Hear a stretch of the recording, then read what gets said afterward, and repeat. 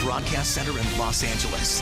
This is KCAL9 News at 9. It was a difficult day for the Trump presidency. The president's personal lawyer, Michael Cohen, pleaded guilty to making illegal campaign finance moves to help elect President Trump. Also today, the president's campaign manager, Paul Manafort, was found guilty by a jury in his tax fraud case. And then Southern California Congressman Duncan Hunter, who was one of President Trump's first supporters, has been indicted on campaign finance violations. We have lots going on tonight. Hello, everybody. I'm Juan Fernandez. Our top story, two of the people closest to President Trump now face years in prison. We're following both cases. First, his ex-lawyer and self-proclaimed fixer, Michael Cohen, pleaded guilty to 8 campaign finance violations and fraud charges. And most damaging of all to the president, Cohen admitted in court President Trump directed him to pay off 2 women Trump had affairs with before the election. KCAL9 political reporter Dave Bryan has the latest details for us, live from the newsroom. Dave? Juan, back to you. All right, Dave, stick around. We'll get back to you in just a minute. And now the other major legal development today. A jury has found former Trump campaign manager Paul Manafort guilty on 8 counts of tax and bank fraud. This was the first criminal case brought to trial by special counsel Robert Mueller.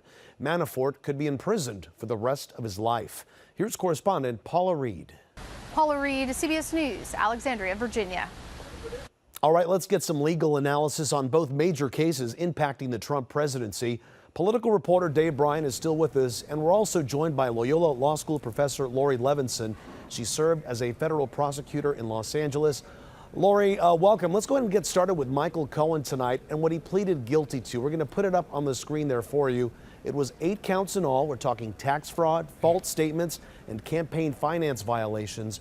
Lori, in Cohen's plea, he said he worked under the direction of President Trump to aid his campaign at the time. So how much legal jeopardy could this mean for the president now? Well, even though he didn't use Trump's name, everybody knew who he was referring to. And I think what it means is that if Michael Cohen does want to cooperate in a case against Trump, he certainly has plenty to say, but they might not even need him. It seems that, in fact, what they have are tapes, they have documents, and it might just be Michael Cohen telling the world what we'll find out otherwise through Mueller and other investigation. And Lori, this is Dave Bryan. I wanted to ask you, could the president be named an unindicted co-conspirator in all this, since Mr. Cohen said he was complicit in the crimes that Cohen committed? Absolutely, Dave. You probably remember that that's what happened with Richard Nixon. He was never indicted directly. He was called an unindicted co-conspirator. And one of the reasons that happens is that we actually don't know under constitutional law whether you can criminally charge a sitting president or you have to use impeachment. But we do know from the Nixon case that you can refer to them as an unindicted co-conspirator. And I wanted to ask you one other thing about this this particular case, and that is that according to reports in the Washington Post, Mr. Cohen is now the 5th Trump official or associate who has now been brought up on criminal charges or convicted for that matter. The president's only been in office slightly over a year and a half. He said he wanted to drain the swamp. Is he going to have problems now, you know, with that definition of his administration?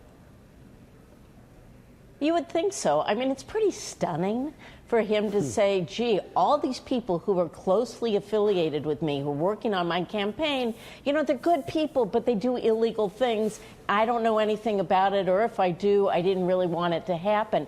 At some point, people are going to shake their heads and say, if everyone you're around is doing illegal things, how do we believe you weren't? All right, Lori, moving now on to Paul Manafort. Here's a look at what he was found guilty of. Talking 5 counts of tax fraud, 2 counts of bank fraud, and 1 count of hiding a foreign bank account. Lori, no connection to the president in any of this, correct? That's correct, because this is only trial number 1.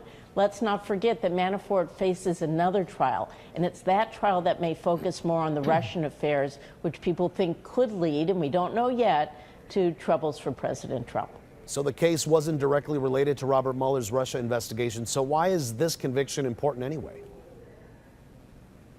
Well, it's important because I think it gives credibility to the Mueller team. that they can bring an indictment, they can win the case. And I know a lot of people are saying, well, wait a second, they didn't get convictions on all counts. But frankly, it doesn't matter because the sentencing exposure is already very high. I'll be surprised if they say they want to come back and retry the additional counts. They got the message, they were able to establish their credibility, and they have a more important trial coming down the pipe. Laurie, it seems that that Mr. Manafort could be facing some really consequential jail time if this goes through. Is it too late for him to say, gee, maybe I'm having a change of heart? Could we make a deal on this and maybe get a lighter sentence? Is that a possibility? That is a possibility. It's not too late. He probably won't get the same deal he would have received before.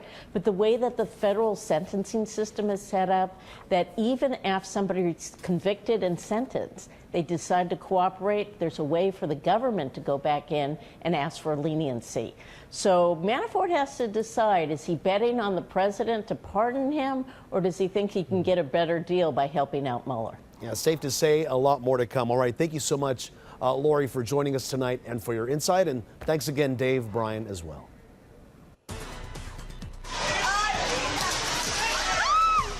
Developing tonight, a powerful earthquake rocks South America and the Caribbean. We're getting new video next. And the Trump administration is expanding sanctions against Russia as the country is accused of new attempts at interfering with America's political process. Archbishop McCarrick arranged it in such a way that somebody would join him in his bed.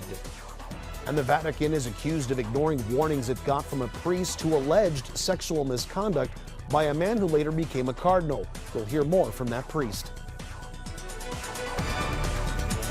We have developing news tonight. A major earthquake struck Venezuela today. It was centered off the coast of northeastern Venezuela.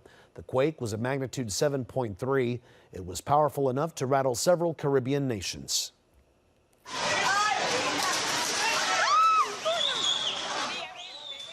There were some reports of injuries and damage near the epicenter. The quake was felt in Venezuela's capital of Caracas and as far away as Colombia's capital city of Bogota. At least 7 aftershocks were reported after the quake. Well, some forecasters predict Hawaii may face a direct hit and serious damage from Hurricane Lane. It's been classified as a Category 4, and people across Hawaii are bracing for heavy rains, flooding, and high surf. They're stocking up on supplies, including water and ramen. The National Weather Service has issued a hurricane watch for Maui and other smaller islands. Oahu and Kauai may later be included. Forecasters say winds might potentially hit 155 miles per hour. Meteorologist Evelyn Taft joins us now with a look at what we can expect here and also what's happening in Hawaii. The Trump administration has intensified economic pressure on Moscow by adding to its growing list of sanctions. The Treasury Department announced 2 new actions today. First, blacklisting 2 companies and 2 individuals suspected of trying to evade U.S. sanctions imposed in June in response to cyber attacks. The other is against 2 Russian shipping companies suspected of transferring petroleum products to North Korean vessels, which violates UN Security Council resolutions. 2 top officials said Russia is feeling the impact. The sanctions are costing its economy tens of billions of dollars. Developing news tonight, Facebook has removed more than 650 pages, groups, and accounts that are trying to interfere with the upcoming midterm elections. The sites are reportedly linked to Russia and Iran. Facebook's actions come just after Microsoft uncovered more efforts by the Russians to hack political groups in the U.S. Microsoft said a group linked to the Russian government created fake websites that appeared to spoof 2 American conservative organizations. Fake sites were also designed to look as if they belonged to the U.S. Senate. White House economic advisor Larry Kudlow is accused of hosting a white nationalist at his birthday party. In response to the allegations coming up. You have to forgive me. It's not every day that you become a father at 59. They lived just 3 miles apart, but a father had never met his daughter until now. We'll explain how the unlikely reunion came about. Plus, Tiger Woods will be back in action this week as the FedEx Cup playoffs tee off at the Northern Trust. Jill Arrington has that and more next in sports. Live from the Broadcast Center in Los Angeles, this is KCAL9 News at 9. Welcome back. I'm Juan Fernandez. In Iowa today, investigators recovered a body believed to be that of missing college student Molly Tibbetts. Police say a man who was in the U.S. illegally had been charged with her murder. Correspondent Adriana Diaz is following this. Also tonight, Iowa's governor blamed a, quote, broken immigration system for Tibbetts' death. Well, the last Nazi war crime suspect facing deportation from the U.S. has been removed. The White House said 95-year-old Yaakov Pauli was taken from his New York home this morning, which ABC News was there for. He was then sent to Germany and put in a care facility. Investigators confronted the former Nazi labor camp guard 25 years ago.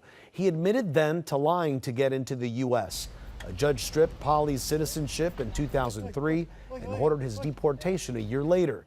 But Germany, Poland, Ukraine, and other countries refused to take him, so he continued to live here in limbo. The deportation finally came after weeks of diplomatic negotiations, which the White House said President Trump supported.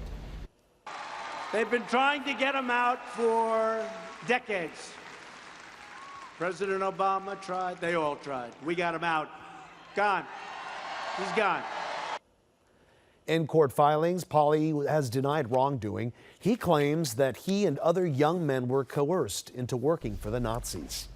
President Trump's top economic advisor, Larry Kudlow, hosted the publisher of a white nationalist publication at his birthday party last weekend. But tonight, Kudlow insists he didn't know the party guest was linked to a controversial group. Kudlow also denied he had any familiarity with his views, and also said he would have not invited Peter Brimelow to his party if he was aware of his link to any white nationalist group. Well, thousands of people are continuing to flee Venezuela as the country's economic crisis intensifies. Yesterday, the government introduced new currency to try to deal with hyperinflation, which has led to prices spiraling out of control. People are waiting in long lines at banks to get new currency. The situation, which has been going on for years now, is so bad that the inflation rate is expected to hit 1,000,000% by the end of this year. Many businesses are closed because it's nearly impossible to do any transactions. Correspondent Katie Watson reports from the Colombia border, where thousands are escaping Venezuela every day. Thanks for watching KCAL9 News at 9. KCAL9 News at 10 starts right now. Live from the Broadcast Center in Los Angeles, this is KCAL9 News at 10.